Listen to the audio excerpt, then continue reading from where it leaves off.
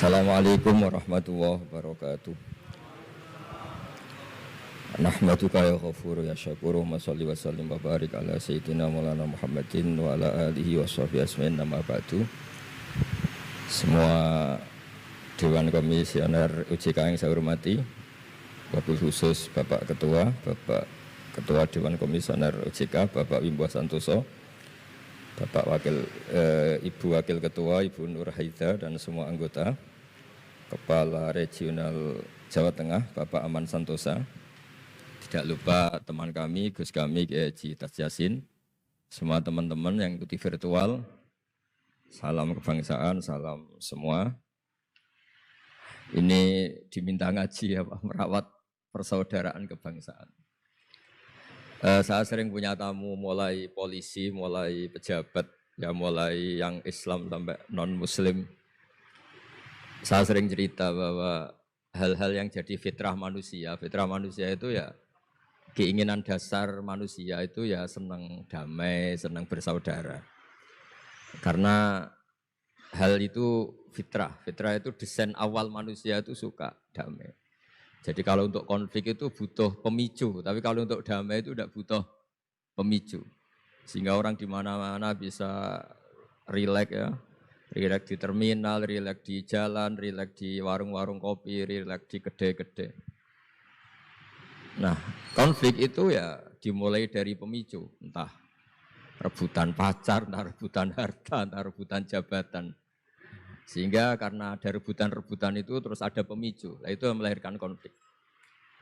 Nah harus dicamkan, ditanamkan bahwa kepentingan berbangsa ini di atas kepentingan kita, di atas nafsu kita, di atas keserakahan kita, sehingga kita mudah damai. Itu rumusnya kiai-kiai ya. Saat tentu di sini pakai solusi yang ala kiai ya, karena tentu mereka ingin mendengar versi kiai. Kalau versi polisi mungkin ya tegakkan hukum. Kalau versi bank atau OJK, kalau nasabah nakal ya jangan dikasih kredit lagi. Kalau versi mertua ya, kalau mantu nakal ya dipulangkan, anaknya ditarik kembali. Jadi versi itu banyak ya. Kalau versi imigrasi ya mungkin dicabut paspornya gitu. Kalau versi kiai itu melihat dunia ini sederhana. Banyak orang-orang tasawuf, saya ini cerita tasawuf, cerita yang ringan-ringan saja. Orang tasawuf itu kalau makan, itu satu piring ternyata kenyang. Gitu. Minum satu gelas ya sudah puas. Ya.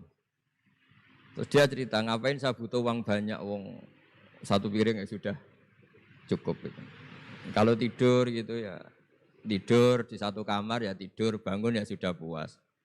Oh, artinya Anda punya kamar 100 ya tidurnya tetap di satu kamar. Jangan mentang-mentang punya kamar 100 dibagi 5 menitan itu. Karena eman kalau kamar yang lain nganggur gitu. Artinya kalau punya kamar 1 cukup, ngapain ingin punya kamar banyak. Jadi sebetulnya kalau kita punya rumah banyak itu nambah kebingungan karena yang sana yang rumah siapa, yang sana siapa. Ya kalau dianggap prestasi, kalau dianggap tambah bingung karena mau tidur saja di rumah mana ya gitu. Di kamar mana ya? Kalau miskin kan enak. Sudah itu aja, gak ada banyak pilihan. Artinya dengan cara seperti itu sebetulnya merajut kebangsaan itu lebih mudah. Karena awal dari segala perpecahan, segala konflik itu mau menang sendiri. Sehingga dulu cerita-cerita orang sufi, kalau dengar itu tetangga kamu tidak cocok, partai sebelah tidak cocok, terus ormas sebelah tidak cocok, itu jawabannya lucu. Sebetulnya saya sebagai manusia kalau ada orang tidak cocok itu tersiksa, tapi bagus lah. Kalau tidak cocok itu tidak utang saya, tidak pinjam uang saya, tidak pinjam mobil saya. Sehingga jadi gampang gitu. Artinya jadi gampang itu ya orang yang baik sama kamu ya baik, karena Anda punya mitra, punya teman. Yang sedang nggak seneng kamu juga baik. Di mana-mana orang pinjam uang itu gara-gara seneng, gara-gara cocok. Jadi tidak cocok ya ada berkahnya sendiri. Jadi dengan cara pandang seperti itu hidup itu rileks. Gitu. Nah, itu kalau teman-teman yang utang itu pasti temennya itu. Ada musuh kamu utang kamu. Jadi musuh ya punya berkah sendiri. Gitu. Tapi jangan musuh yang sampai nikah menembak itu nggak berperadaban. Gitu. Suatu saat Imam Syafi'i itu pernah didatangi orang itu, ketemu beliau cium tangan hormat. Setelah di luar ternyata orang itu mencaci maki. Coro Jawa ngerasani tadi kata Pak Wimbo karena orang Solo itu ngerasani. Ketika Imam Syafi'i dilaporin orang itu di depan Anda menghormati, kalau di luar itu ngerasani itu menghina, mengata-ngatain. Jawabnya Imam Syafi'i lucu. Alhamdulillah berarti saya wibawa katanya. Di depan saya tidak berani. Dijawab enteng saja, enggak dijawab serius. Berarti saya wibawa, di depan saya buktinya enggak berani. Nah, Islam itu ngajari itu semua.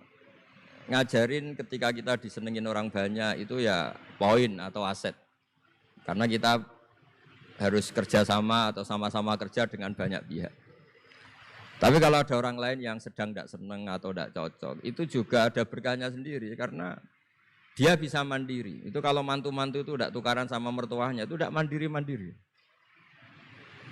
Disuruh mertuanya mangan ramangan kumpul yuk, tambah suwe tambah goblok itu, tambah lama tambah goblok itu. Baru gara-gara terlalu cocok kan. Kalau agak-agak tukaran, agak-agak konflik itu malah cepat mandiri. Sehingga merajut kebangsaan itu ya harus dipikir secara luas. Ada teman-teman yang mungkin nggak mau pulang kampung, maunya tetap di Belanda, di Amerika. Tapi ternyata niatnya memfasilitasi kalau ada mahasiswa yang ke sana, ada yang dijujuk gitu. Ada yang dijujuk sehingga bangsa ini bisa menimba ilmu di berbagai negara.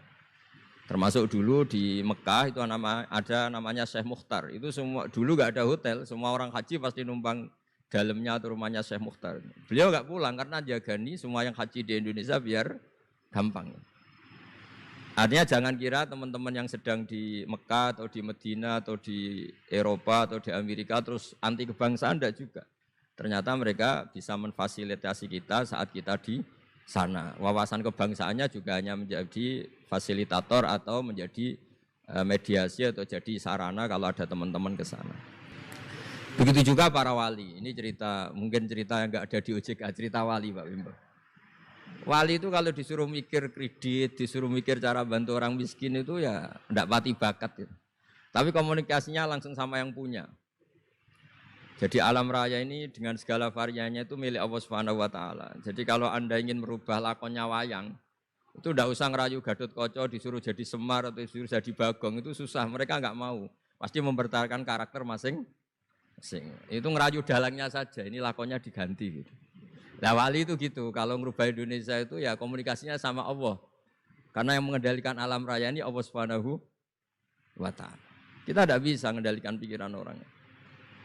Sering ada orang itu, ini cerita yang ringan-ringan saja, tapi barokahnya cerita ini nanti gampang merajut persaudaraan. Bapak itu, bapak saya, Kiai Haji Nur Salim, itu paling suka itu sama orang yang agak sombong. Sombong itu ya, ketua RT sudah bangganya Masya Allah. Dia punya motor satu sudah kayak orang paling kaya di dunia. Punya istri yang sebetulnya ada cantik, ya dia ngira istrinya itu paling cantik di dunia. Dia agak ganteng yang merasa paling ganteng di dunia.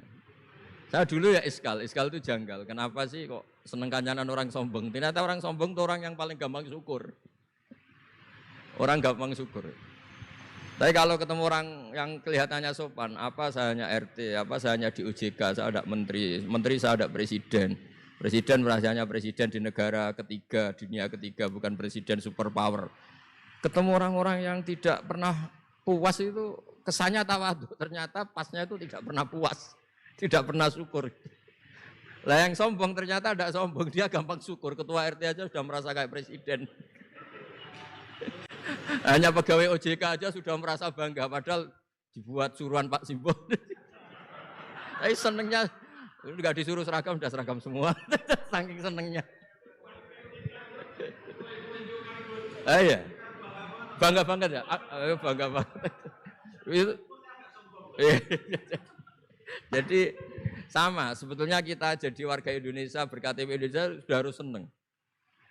Tidak gampang, orang punya negara itu tidak gampang. Coba orang-orang yang sekarang di Amerika, di mana-mana itu orang Indonesia itu ya kangen rumah. Itu untuk kangen ke sini itu harus berbiaya 100 juta untuk pulang. Kita tidak usah kangen, sudah di Indonesia, itu sudah luar biasa. Nah, sama-sama kerja atau saling memberi kontribusi. Saya sering punya analogi ya. Saya sering diskusi sama banyak rektor di Indonesia. bagus mana kerja sistem modern sama sistem kiai. Kata saya ya semuanya punya plus minus, tapi kalau saya kiai ya milih bagus kerjanya kiai gitu saya. Kalau kiai itu ngajarkan orang yang mampu nolong yang lemah. Ya sudah itu aja ajaranya. Kapan saja Anda mampu, berkesempatan mampu ya wajib menolong. Tapi kalau sistem modern itu ada jobnya. Sehingga gara-gara ada jobnya, suatu saat mungkin kalau ada orang tenggelam, wah saya ada SAR, saya ada tim SAR gak perlu menolong. Gitu. Kalau ada orang miskin, saya ada pegawai bank gak perlu ngasih kredit. Itu bahaya untuk bangsa ini. Sehingga dibutuhkan kerja-kerja yang ala kiai saja. Kalau ada kecelakaan di jalan, meskipun Anda tidak satlantas, ya ditolong Anda yang menangi, yang tahu. Kalau ada yang miskin, tetangga kamu Anda mampu, ya tolong saja. Tidak usah nunggu diajukan proposal, didaftarkan miskin resmi sampai ada plakatnya, terus baru dibantu. Itu selak mati. Nah, selak kelaparan. Nah, pendidikan agama juga gitu. Misalnya semester ini mengkaji tentang sholat, misalnya di UIN atau di IAIN. Mengkaji tentang haji. Kalau di kiai enggak, Anda mau haji tinggal tanya kiai. Tapi kalau ada kuliah, nunggu semester itu, nunggu dosen itu baru tahu bab haji. Nah kalau pertolongan itu nunggu polisi, nunggu OJK itu prosedur dulu, kadang ditanya sertifikatnya macam-macam. Nah di sini pentingnya kerja. Jadi kalau lembaga resmi ini untuk hal-hal yang besar, yang tidak mendesak, yang mengikat. Tapi harus ada sistem sosial yang on time, yang setiap saat bisa diakses. Yaitu kebaikan masif, kebaikan yang semua orang itu merasa harus menjaga. Jadi yang menjaga kestabilan Indonesia itu semua orang, bukan polisi, bukan tentara, bukan siapa saja, termasuk departemen-departemen resmi, kepolisian, termasuk semuanya. Dengan merasa seperti itu, saling tergantung, dan yang lebih cepat ya sistem sosial tadi. Sehingga kalau sistem sosial itu ada kiai, atau ada tokoh agama lain, atau ada yang dituakan, itu relatif stabil, karena coro Jawa nak tukaran itu sungkan, kalau terlalu konflik itu sungkan. Nah sehingga dulu ada cerita ada seorang perempuan itu ketemu Nabi itu di jalan. Itu cara etika orang kita lah, apalagi orang Solo, orang Jogja itu kan ada etis, ketemu di jalan dicegat. Ya Rasulullah, saya ini punya bapak sudah tua dan kalau Anda haji seperti ini pasti ingin bapak saya itu ikut, tapi beliau sudah tua sehingga tidak bisa ikut. Ini gimana, saya harus menghajikan beliau apa enggak? Sama Nabi saat itu dijawab, kalau bapak kamu punya utang, kamu yang bayar cukup enggak? Ya cukup ya Rasulullah, ya sudah seperti itu. Artinya cukup Anda hajikan. Kemudian oleh Imam Bukhari itu dibabkan lucu, babnya itu unik.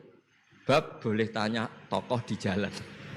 Jadi tidak tentang hajinya, tapi tokoh itu harus siap menjawab pertanyaan meskipun sedang di jalan. Tidak usah nunggu sowan di rumah, atau antri inden daftar tamu. Nah, itu jadi pelajaran bagi kita. Jadi kebaikan itu kita wajibkan dulu ke siapapun yang mampu dan berkesempatan. Sehingga kalau kita misalnya ketemu orang tenggelam, meskipun kita tidak pegawai SAR atau tidak yang bertugas di pantai itu, ya kalau Anda mampu, ya selamatkan. Kalau ada kebutuhan tertentu masyarakat, misalnya sakit, Anda berkemampuan minjemin mobil untuk diantar ke rumah sakit, ya kewajiban Anda, bukan nunggu dinas resmi yang mengambil. Jadi kebaikan yang diwajibkan ke dinas resmi ya monggo, kita loyal, kita dukung, kita support. Tapi kewajiban yang diwajibkan atas nama agama bagi yang mampu itu tidak boleh hilang, karena ini yang langsung bersentuhan dengan masyarakat. Coba kemarin pas COVID misalnya, banyak teman-teman saudara kita yang pulang kampung. Ketika lembaga resmi belum ngurus itu, yang ngurus ya keluarga, sanak famili, mereka pulang, mangan ramangan kumpul, ya ada, alhamdulillah ada yang kelaparan. Kenapa ada yang kelaparan? Karena sistem sosial itu jalan, orang kok medit atau kikir sama tetangga, sama keluarga itu pasti diadili masyarakat. Dan masyarakat sepakat urusan makan itu sepele, sehingga mereka pulang ya ikut Pak D-nya, Pak Lek-nya, ikut Mbahnya, itu semuanya bisa makan. Bisa ngopi-ngopi, bisa rokok-rokok, ya tetap santai aja normal. Bahkan banyak yang nganggur itu seneng. Barokahnya nganggur yang ngutangi tidak nagih katanya. Kalau tidak, jadi ya dianggap ringan saja hal-hal seperti itu. Nah, khawatir saya kalau saya pernah baca kitab di karangan seorang ulama besar, Al-Hayatul Ulya, otoritas besar dalam satu sistem negara, itu harus diakui sebagai bagian dari kebaikan masif. Tapi kebaikan masif yang nggak boleh hilang adalah kebaikan yang nggak punya otoritas, karena ini jumlahnya lebih besar. Ya tadi misalnya kecelakaan di jalan itu kan tidak bisa kebetulan ada mobil patroli atau mobilnya Satlantas atau lembaga resmi tertentu yang nangani kecelakaan. Yang nangani ya orang-orang di jalan yang menangi itu terus diantar ke rumah sakit atau ngabari keluarganya. Sehingga kata Nabi, kullukum ra'in wa kullukum mas'ulun an ra'iyati. Semua kita ini menjaga kedamaian, menjaga kemajmuan, semua kita jaga sistem sosial, semua kita menjaga kebaikan. Nah dari semua itu dibikinlah di era modern lembaga-lembaga formal. Tapi jangan juga lembaga formal menghilangkan sistem fitrah manusia tadi yang fitrahnya ingin baik dan itu ada di mana-mana dan kapan saja. Dan Allah kalau menciptakan sesuatu itu pasti luar biasa. Saya sering ditanya sama orang-orang, Gus gunane Indonesia seneng cangkruk itu apa? Anggap aja itu tim SAR paling on time katanya. Itu kalau ada orang bingung, yang ditanya pertama yang orang-orang nganggur di pertigaan-pertigaan itu. Ini rumahnya mana? Kalau ada orang bingung yang nanya itu. Kalau ada orang kecelakaan yang nolong ya itu. Artinya sistem sosial yang sudah ada itu nggak boleh diambil alih lembaga. Karena kalau itu iya, kita kekurangan kekuatan apa? Sosial. Jadi ini penting saya utarakan supaya kebaikan-kebaikan bersama ini saling melengkapi, bukan saling mengadili, bukan saling merasa paling superior. Saya sering guyonan begini, kalau ada rapat ketahanan pangan, yang rapat itu merasa superior karena punya rumus yang luar biasa. Tapi apa artinya rumus itu kalau petani nggak mau nanam padi? Petani itu tidak usah rapat, tapi nanam padi itu otomatis jaga ketahanan apa? Pangan. Sistem sosial juga sama. Di kampung itu kalau ada orang jahat atau sinis, itu pasti nggak punya teman. Monggo Gus Yasin ini rawuh. Ini alhamdulillah Gus Yasin rawuh. Mau biar geser Pak Ketua, biar di situ ada. Oh mau di tengah. Mari Gus. Jangan tetap di mana itu.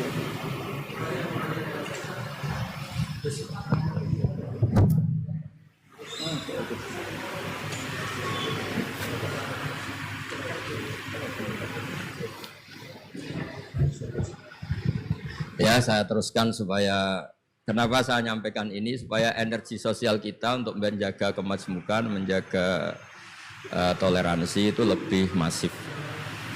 Di beberapa daerah itu ya banyak masjid jejer gereja di Tuban, di Jakarta. Dan ketika buktinya nggak ada apa-apa yaitu simbol perdamaian. Di beberapa daerah ya banyak orang Islam, bosnya itu non-Muslim.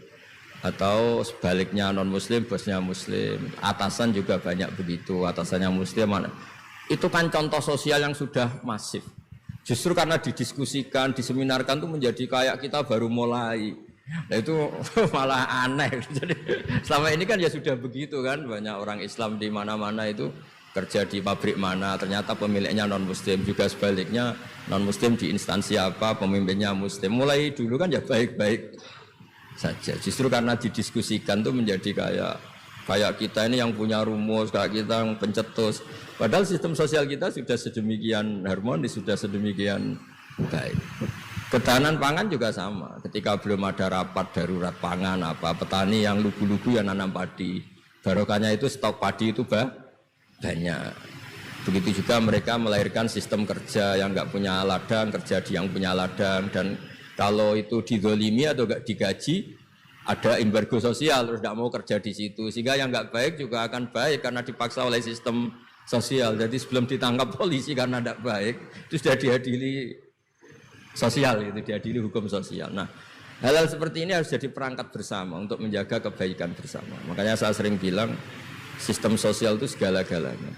Di antara sistem sosial itu adalah lembaga resmi. Jangan dibalik, lembaga resmi itu menata sistem sosial. Sebelum ada lembaga resmi itu sudah ada sistem sosial. Sehingga sebelum ada negara ini, kiai-kiai atau tokoh agama yang lain ya turun rembuk untuk mengusir penjajah, untuk memberi makan tentara yang berjuang di kampung-kampung, dikasih ketela, dikasih apa saja lah yang bisa mereka bertahan hidup. Nah, ini penting diutarakan supaya semua masyarakat itu merasa bahwa mereka ikut dan harus merawat negara ini. Kullukum ra'in wa kullukum mas'ulun an ra'iyati. Semua kalian adalah penjaga dan semua kalian dimintai tanggung jawab Allah, kontribusi Anda terhadap bangsa ini, terhadap komunitas Anda, terhadap sistem sosial Anda.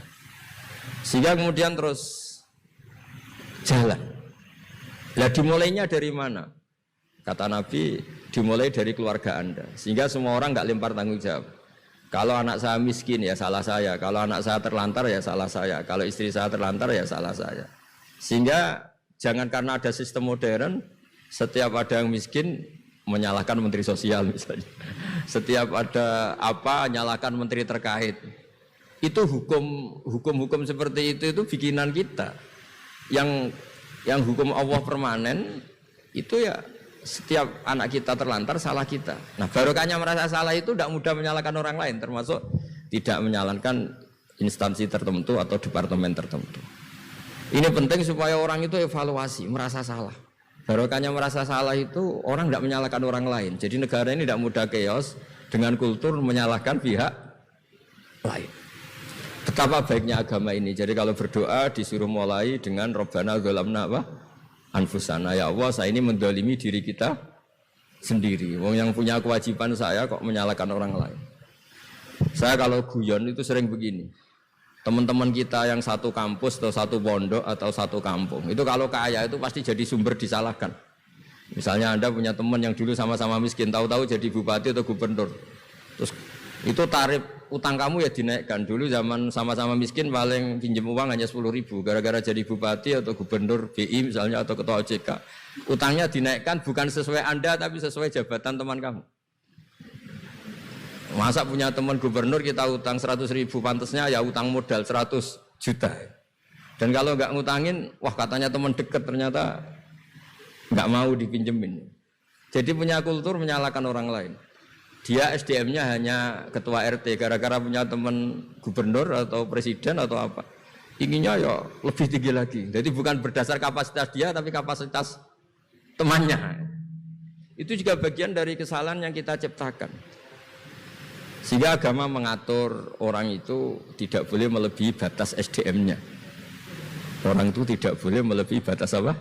SDM-nya. Kadang-kadang kita sama ketika anak kita terlantar bilang di Pak D sugih ya ora nyafaati, punya Pak D kaya juga tidak memberi syafaat, punya teman kaya tidak memberi. Jadi tidak menyalahkan dirinya tapi menyalahkan teman atau keluarganya yang kaya. Itu juga awal bencana kemajmukan. Jadi kebanyakan nuntut.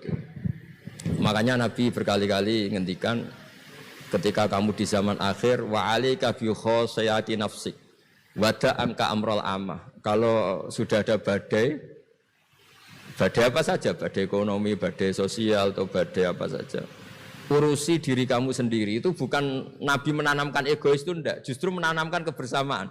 Barokahnya orang itu sibuk ngurus keluarganya sendiri itu enggak kepikiran nyalakan orang lain. Jadi orang kadang salah tafsir itu justru seakan-akan kita diajarin untuk egois itu enggak. Berkahnya ngurus diri sendiri, ketika kita sudah terurus tidak membebani sama orang lain. Dan berkahnya ngurus diri sendiri juga tidak gampang mengkomplain orang lain karena kita merasa punya kewajiban sendiri. Tapi kalau kita ini terlalu modern, orang nggak punya uang, ini tanggung jawab Menteri Keuangan. Kalau miskin tanggung jawab Menteri Sosial. Kalau ada jalan rusak tanggung jawab PU. Oke, secara hukum kenegaraan misalnya mereka berkewajiban tugas itu. Tapi kalau itu untuk alasan menyalahkan, semangat kita menyalahkan. Dan agama itu tidak mengajari seperti itu. Agama itu mengajari Rabbana dzalamna anfusana. Ya Allah, saya ini merasa mendolimi diri sendiri. Nah dengan seperti itu enak cara hukum sosial kayak tadi. Ketika Allah menciptakan orang tidak suka kita kadang ya Allah salah saya apa kok sampai orang tidak cocok saya. Kamu lupa Allah mendesain orang tidak cocok kamu supaya ada utang kamu, tidak ganggu kamu. Barokahnya tidak cocok itu tidak minta uang kamu. Nah itu yang saya ingin ditiru. Jadi perilaku ulama-ulama besar kayak Imam Syafi'i itu kalau tadi berkali-kali saya ngomong. Ya Aba Abdillah, panggilannya Imam Syafi'i ya Aba Abdillah, orang itu tidak cocok kamu. Ya baguslah dia merdekakan saya, dia tidak akan pinjam uang saya, tidak pinjam mobil saya, tidak akan ganggu saya, tidak cocok. Kalau dia hajatan juga tidak ngundang kamu, jadi tidak cocok itu ya barokahnya ya banyak. Nah kenapa banyak kiai tidak dimintai rembukan masyarakat padahal dituakan? Karena kalau semuanya minta rembukan kiai itu disarankan mondok semua. Padahal barokahnya negara ini ya ada yang kuliah, ada yang jadi polisi, ada yang jadi tentara. Kalau rembukan semua sama kiai disarankan mondok semua. Nanti yang jadi polisi siapa, yang jadi dokter siapa. Nah barokahnya kadang-kadang kiai ditinggalkan, nggak diajak rembukan itu ya varian-varian profesi itu banyak. Kiainya juga ada harus tersinggung. Ini katanya nuakan saya, apa-apa diputuskan sendiri, ada usah seperti itu ya biasa aja.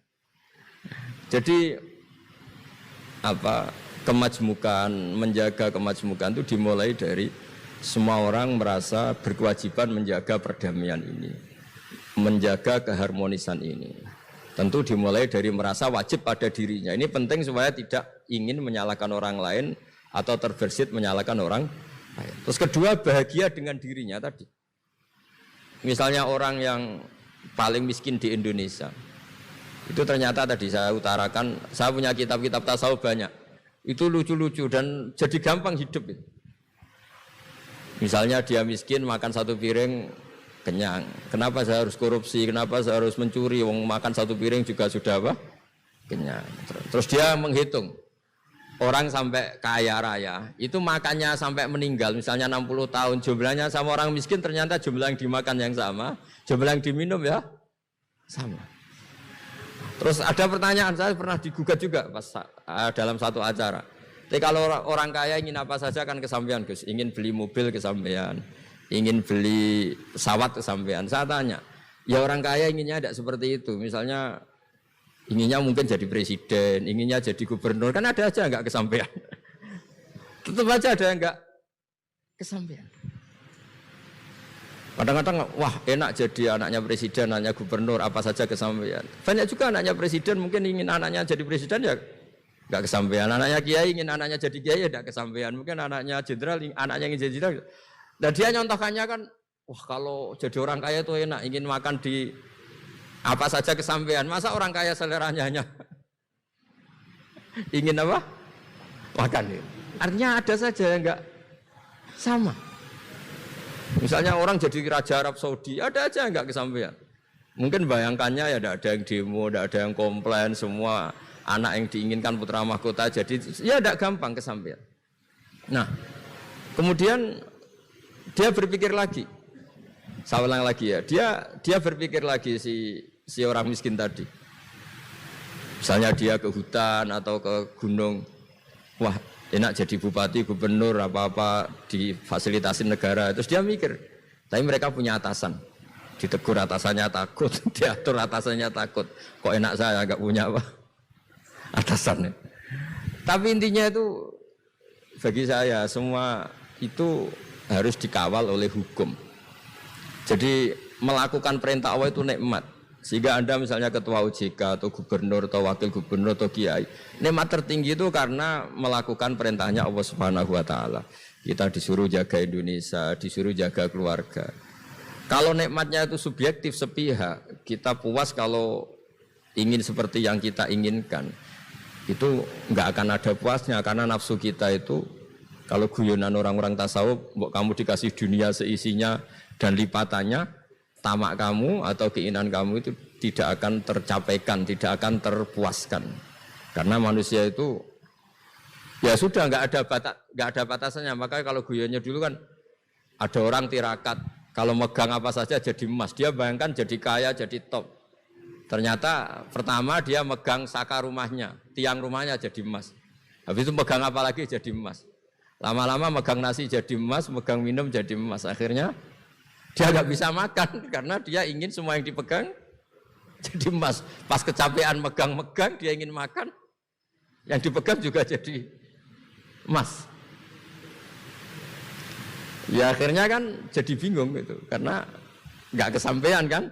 Dia kesampaiannya jadi emas, ternyata kebutuhan dasar dia ingin makan malah nggak kesampaian karena yang dimegang jadi emas.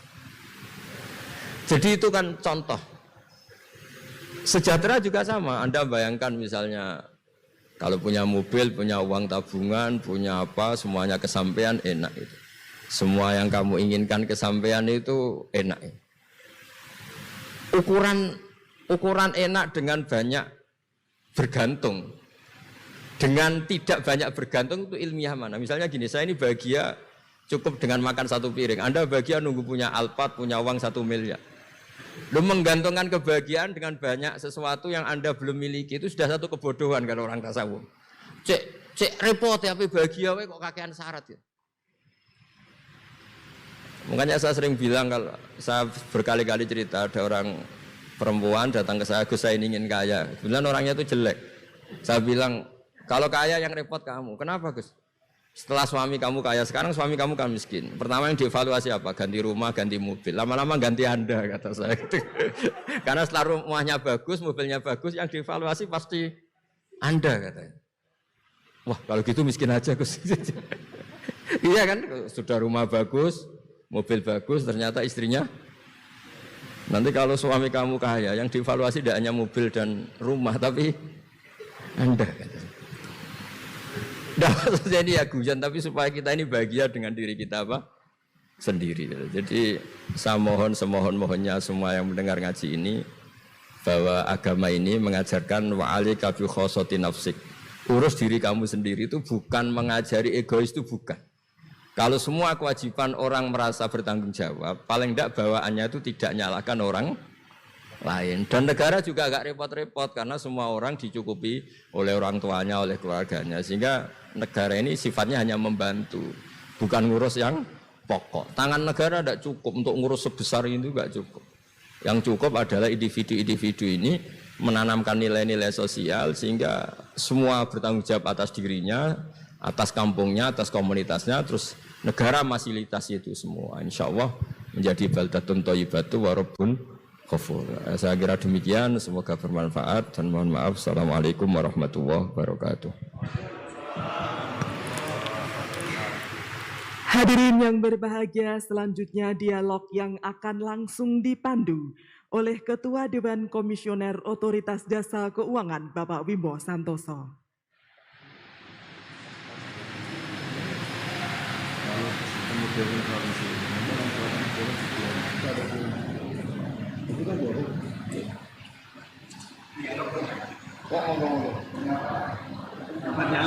Kenapa? Mimpin dialog, Pak. Mimpin dialog. Oh, pertanyaan dua aja. Oke. Terima kasih. Mohon maaf tadi kami lagi ada berdialog kelas tinggi tentang mensyukuri apa yang kita punya. Nah, itu tadi kan gitu kan ya. Jadi tadi apa yang disampaikan kepada Gus Baha tadi, ya, Gus Wagub itu falsafahnya tinggi. Falsafahnya tinggi. Apa kita bisa mensyukuri yang kita punya? Ya. Jangan, ya memang orang tadi kan tidak pernah puas. Ditakdirkan manusia itu memang tidak pernah puas. Ya. Tapi bagaimana kita bersyukur apa yang kita punyai ini, inilah yang pemberian Allah. Pasti ini sudah seadil-adilnya. Ya.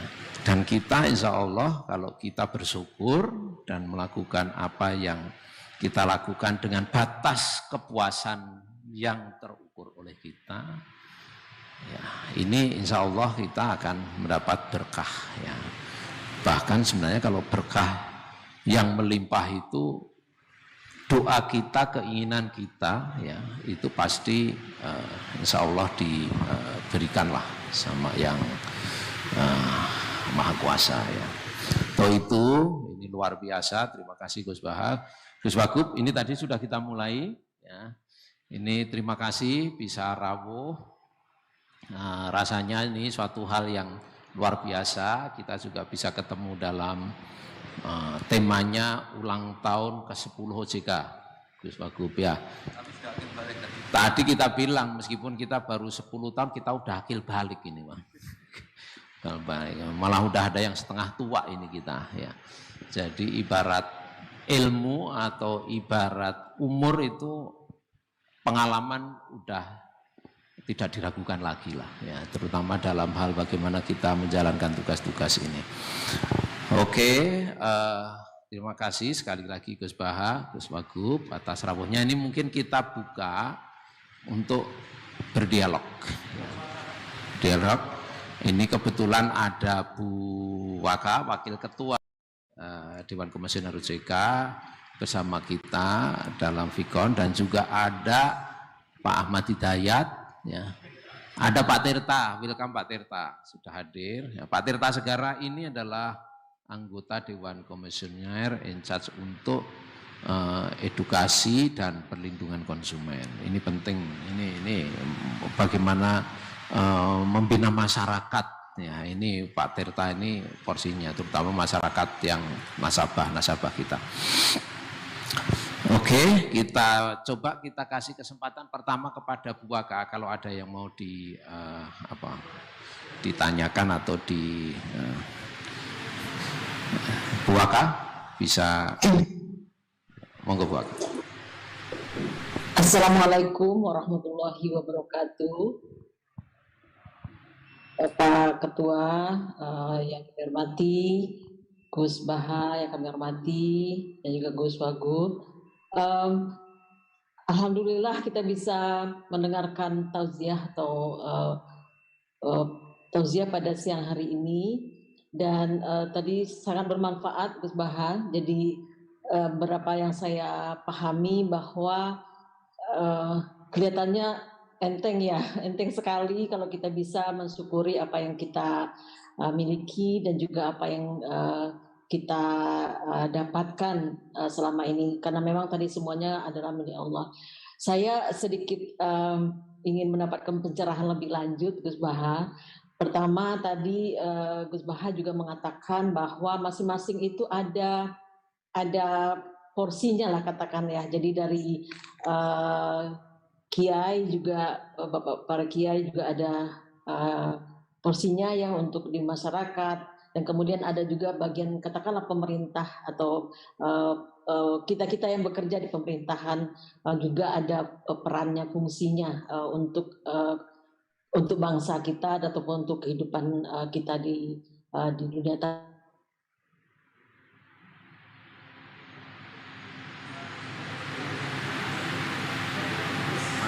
Disconnect ya,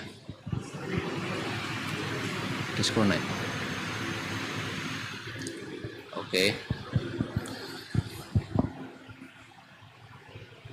Mana ada yang bisa info? Atau kalau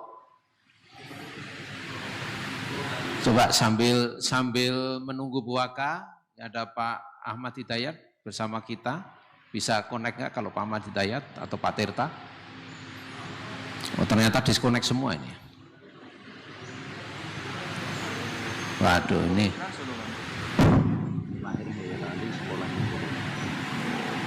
Yang punya sawit, saya di sawit. Pokongan, bukan pokongan. Apa kalau jadi mantu? Oh, pokongan. Anaknya di Salman. Di pokongan kan dia mantu. Oh, Itu banyak. jadi hanya kalau kali yang menor kali lagi ya kali. Pokongan kan pondok tore kan. Jadi mantu di Salman dari orang sini.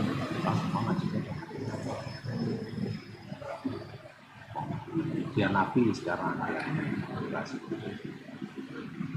generasi mudanya udah keluar pokok. Kalau orang itu merasa jawabannya ada ngalang.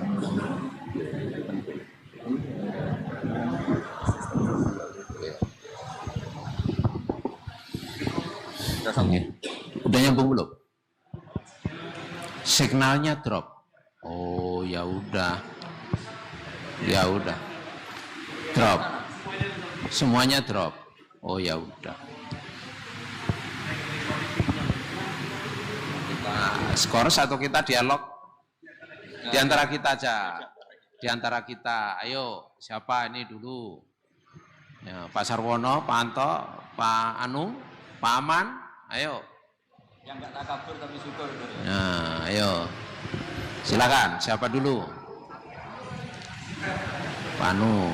Ini Ketua Asosiasi Persatuan Pegawai OJK. Terima kasih Silakan, Pak Ketua, Gus Baha dan Gus Wagub. Senang sekali saya diajak Pak Ketua di sini, Pak Gus Baha. Saya ini diamanatkan sebagai Ketua Ikatan Pegawai atau istilah populernya Ketua Serikat Buruh, Gus Baha. Serikat Buruh Berdasi ceritanya.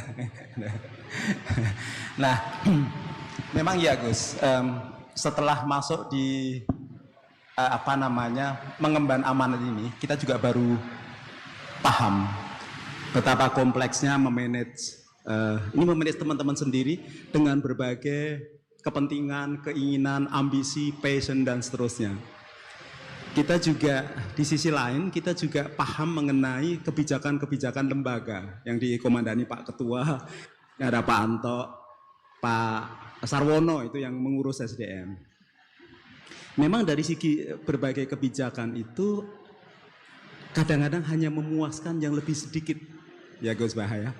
Tetapi ekspektasi teman-teman itu kan juga tinggi. Karena ketika berkarir itu yang ingin dicapai banyak. Tadi kalau semuanya punya pemahaman seperti filosofi kiai tadi ya, mungkin semuanya bahagia dan OJK itu mungkin tidak perlu ada promosi, gitu ya. Dan ringan semuanya. Tetapi ternyata tidak. Masing-masing pegawai juga punya kepentingan, punya passion, punya ekspektasi. Pimpinan kita masing-masing juga punya passion, punya keinginan, punya ekspektasi yang kadang-kadang lebih kepada ego sektoral masing-masing. Nah, Gus, tugas saya pribadi, karena saya ingin menjembatani itu juga, sementara diri saya juga punya passion juga. Bagaimana caranya kita memanage lebih kepada diri saya, Gus, untuk bisa menjembatani di antara, mengkomunikasikan di antara pimpinan dan juga pegawai, supaya lebih amanah tanpa didasari, saya sudah berusaha Gus Bahaya, tetapi cara terbaik seperti apa ini untuk diri saya ataupun nanti teman-teman yang juga menjadi pimpinan seperti Pak Aman ini juga mengomandani pangkowilhan kata Pak Ketua tadi ya. Dia juga harus adil dengan pasukannya tetapi juga harus dapat melayani pimpinan dan seterusnya. Yang masing-masing juga punya ambisi, passion masing-masing gitu. Itu saja Gus, simple saja. Dan bagaimana juga memanage ekspektasi teman-teman dan harapannya tinggi juga kepada pimpinan. Demikian Gus, terima kasih. Assalamualaikum warahmatullahi wabarakatuh. Anung Hirlianto nama saya. Ya. Coba cekek. Saya dengan Pak Ketua sama Gus Pak di Kampung Solo sama. Popongan sawit. Popongan Kalbongo. Bismillahirrahmanirrahim.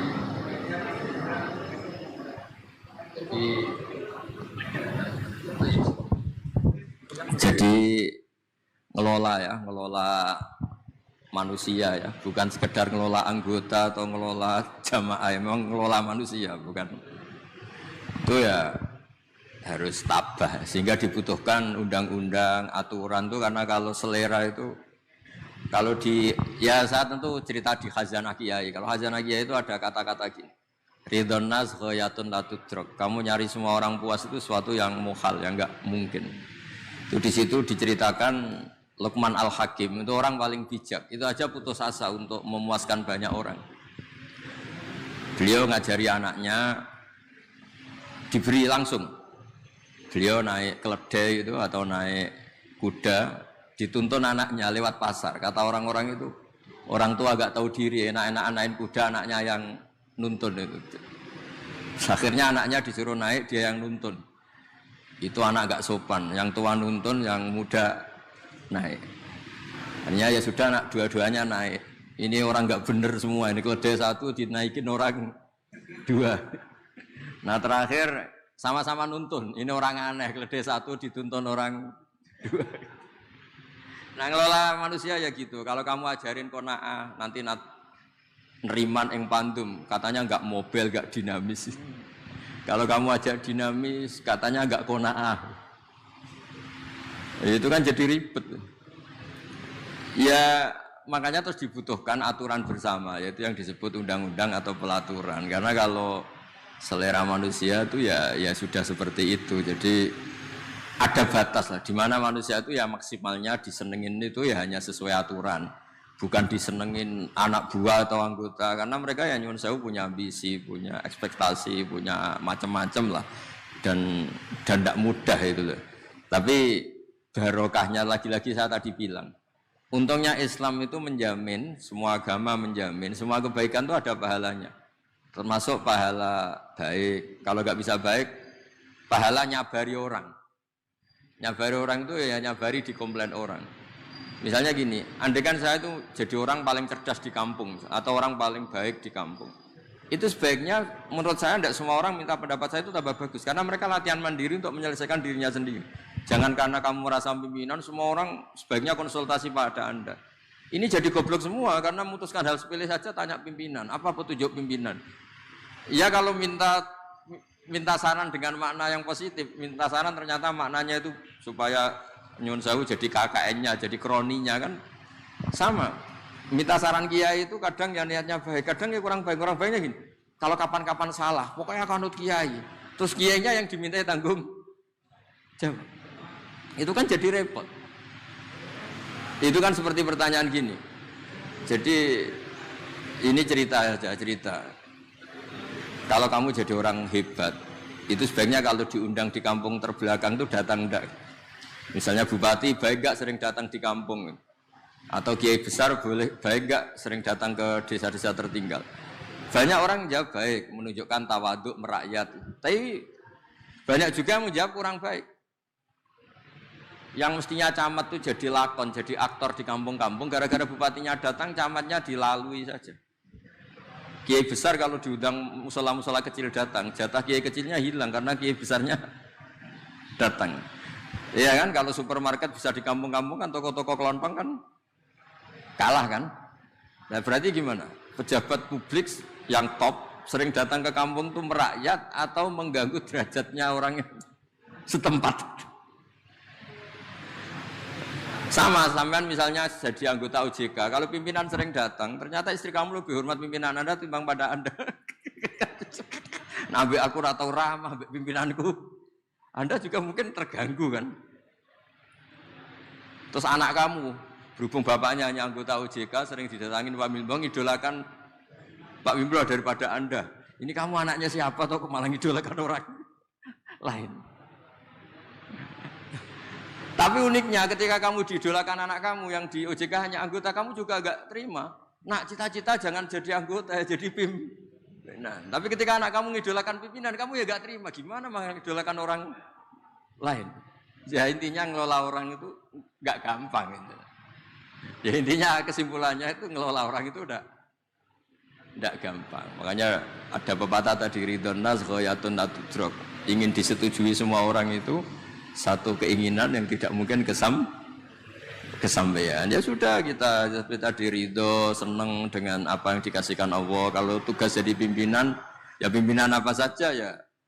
Jangan merasa terus harus pegang otoritas tertinggi. Anda di luar tugas kerja itu orang punya cinta, punya nafsu, punya ego, punya emosi, punya bosan juga. Ketika Anda bikin merasa anggota kamu datang rutin di kantor, jangan kira mereka pegawai yang baik. Jangan-jangan mereka itu nganggap ini rutinitas yang membosankan. Diam-diam sudah ngelamar pekerjaan lain, gayanya masih ngatur. Tapi ya artinya ya khusnudzon itu ya baik, cuma ya jangan terus tidak ilmiah. Ya itu kan kita tidak pernah tahu. Ada orang konsultasi sama Anda. Ini cerita tentang Rasulullah. Ada suami istri sedang berkelahi, sedang nggak cocok itu. Matur, ya Rasulullah suami saya itu gini-gini. Gang sebentar istrinya datang, ya Rasulullah suami saya gini-gini. Jawabnya Nabi itu unik. Jangan-jangan setelah saya ikut campur, ternyata nanti malam atau kapan-kapan Anda tidur bareng lagi atau hubungan intim lagi. Jadi ternyata kadang konsultasi sama Nabi atau sama Kiai itu ingin kalau menyalahkan suaminya punya justifikasi, punya argumentasi, punya backing, yaitu kata Nabi aja kamu suami nggak bener. Nanti suaminya kalau Nabi ikut campur, kata Nabi aja kamu istrinya nggak benar. Makanya Nabi tidak ngendikan apa, hanya ngendikan coro Jawa aku wis melok-melok jebule ke rukun meneh. Misalnya saya jenengan lapor nang Pak Wimbo, lapor gini-gini saya komentar. Oh dasar wong Solo. Nah ternyata jenengan rukun lagi terus cerita, Pak kata Gus Bak jenengan itu begini kan saya yang berabe. Artinya gini, kalau Anda dituakan, tidak semua orang konsultasi itu harus kamu jawab. Karena tadi yang tahu peta hati manusia itu siapa? Nah itu rahasianya, kenapa Kiai kalau dilapuri orang konflik mau guya-guyu itu bukan, oh Kiai takoi ira jelas, itu ada ilmunya, guya-guyu gak jelas. Karena semakin jelas itu tidak baik, karena tadi setelah kita ikut campur, misalnya tadi jenengan lapor ini, oh memang ketua kamu tidak benar. Suatu saat kamu rukun, terus cerita omongan saya, yang berapa kan saya. Ya kata Nabi, la'alaka antudo ji'aha. Jangan-jangan kamu setelah lapor ini, kamu mesra lagi, saya yang kena. Kata Nabi, kan Nabi hanya tertawa aja, hanya senyum. Nah, itu termasuk, ya saya mohon, semua pimpinan punya kearifan. Tadi kata Pak Wimbo ingin niru Rasulullah SAW, punya kearifan untuk ngelola konflik, ngelola manusia. Mereka beri hak lah, meskipun di kantor anggota kita, dia sebagai manusia itu manusia merdeka. Ya diberi hak untuk kreasi, untuk apa. Ya saya kira demikian.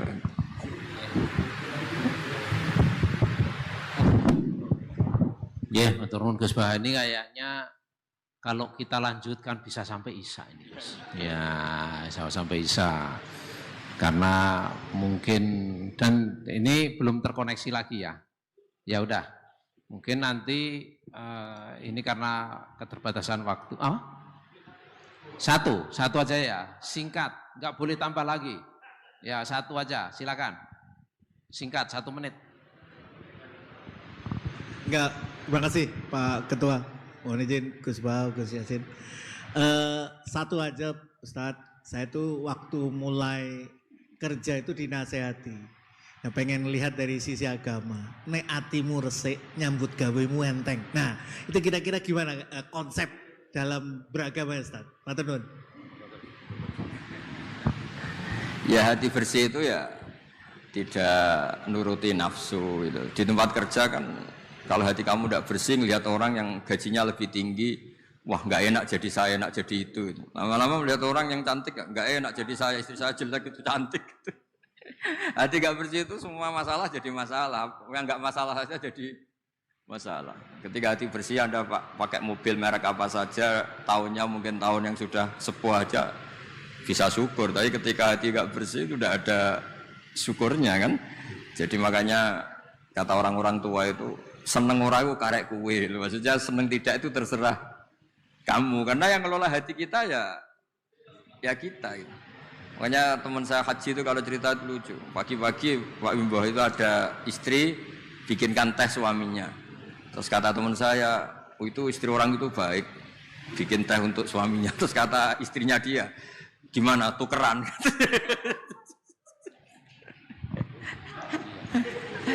Ya sama, nanti kalau kamu di tempat kerja tidak baik ya melihat pimpinan iri, melihat atasan iri, melihat orang cantik iri, melihat orang yang lebih mapan iri, itu kan tidak ada selesainya itu. Ya makanya kata syukur itu segala-galanya menurut saya tadi kata Ibu itu, pokoknya syukur itu segala-galanya. Orang bisa asik apa saja itu karena bersyukur itu sudah, yang lainnya enggak itu. Makanya ya semuanya bersyukur itu. Enggak ada solusinya di luar itu. Makanya solusinya syukur. Coba misalnya kita orang Indonesia melihat Amerika atau Swiss atau mana saja lebih makmur. Coba apa Anda siap jadi orang Swiss? Di sana dianggap imigran, sudah gitu dianggap pendatang, eksistensi kita. Mendingan jadi orang Indonesia, karuan warga negara kita. Daripada ngeluh membanding-bandingkan dengan negara lain, mendingan bersyukur jadi warga apa? Indonesia. Karena Anda disuruh jadi warga negara sana juga gak siap itu. Sudah gitu wajahnya dipertanyakan, ini wajah Swiss apa Solo? Kan malah jadi panjang kan. Masih ngurus warga negara macam-macam. Sementara kita di Indonesia langsung jadi penduduk sah. Semuanya kata kuncinya itu syukur tadi. Hati resik itu ya maknanya syukur itu. Ya, saya kira.